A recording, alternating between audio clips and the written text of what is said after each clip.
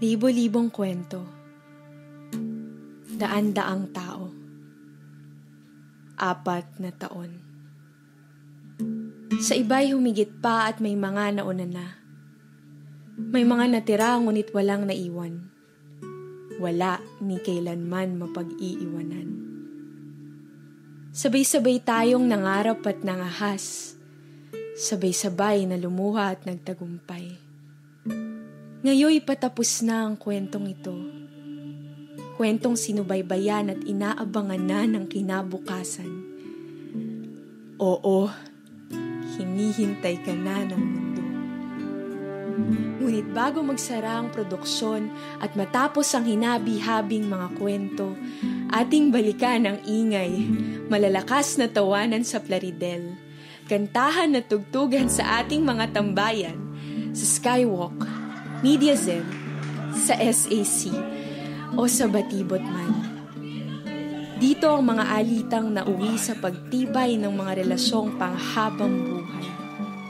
Dito ang mga inumang nauwi sa pag-aaminan. Mga sakit at ligayang naitawid bilang produksyon. Ang muntik ng pagsuko sa karera. Ang paglaban hanggat maabot ang inaasam na pagtatapos at higit sa lahat, ang pagkakaibigang pinatatag ng panahon.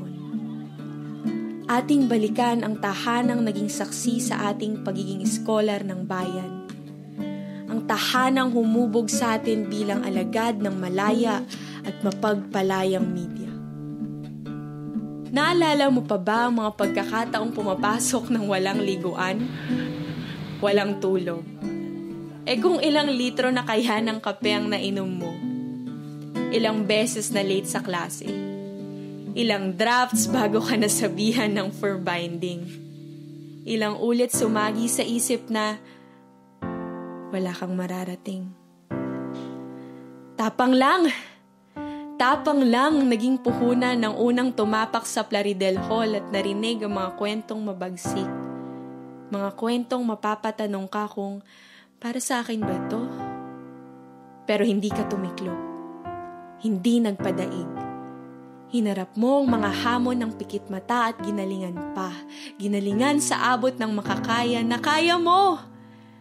At bahagi ka na ng mas malaki pang kwento. Dito ka namulat sa realidad, sa pait at sakit ng bayan at paghikbi sa pighati ng kanyang mga anak.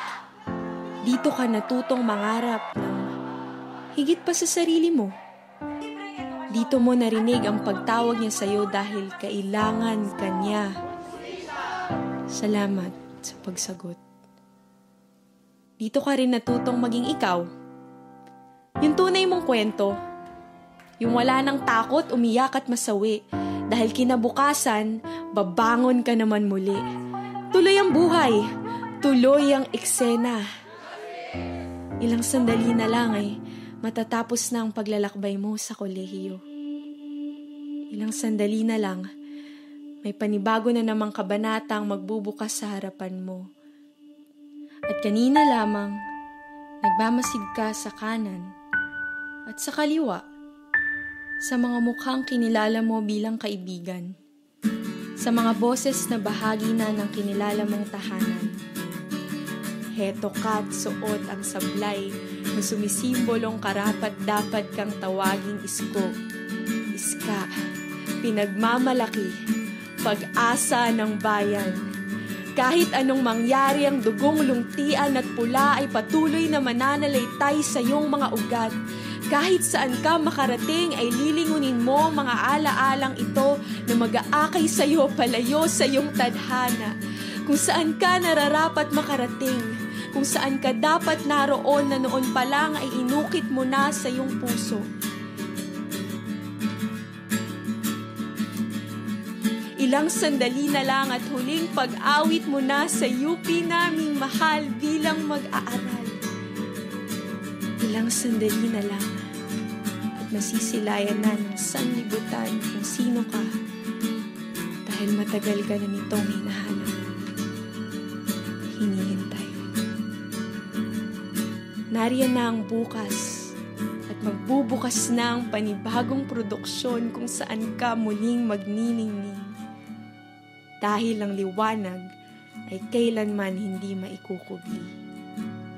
Hindi ka kailanman maikukubli. Isang malaking papuri sa'yo. Sa 4 na taon, daan-daang alaala. At sa libo-libo mong kwento.